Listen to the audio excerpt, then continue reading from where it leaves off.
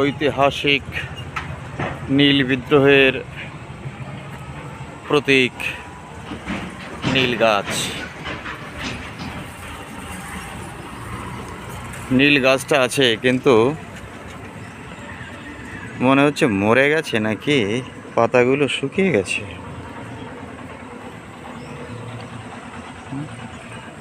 খুব করুণ অবস্থা। চৌবাড়িয়া 1 নং গ্রাম পঞ্চায়েত।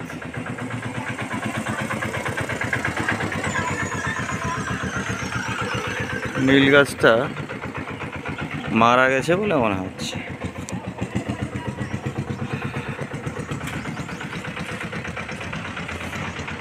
চৌবাড়িয়া হাই স্কুলের মাঠ, তার পাশেই রয়েছে এই নীল গাছটা, কিন্তু তার অবস্থা খুব করুণ। মারা গেছে কিনা কে জানে। এইটা হচ্ছে চৌবাড়িয়া হাই স্কুল, আর এটা হচ্ছে দীনবন্ধু মিত্র স্মৃতি যাত্রী প্রতীক্ষালয়।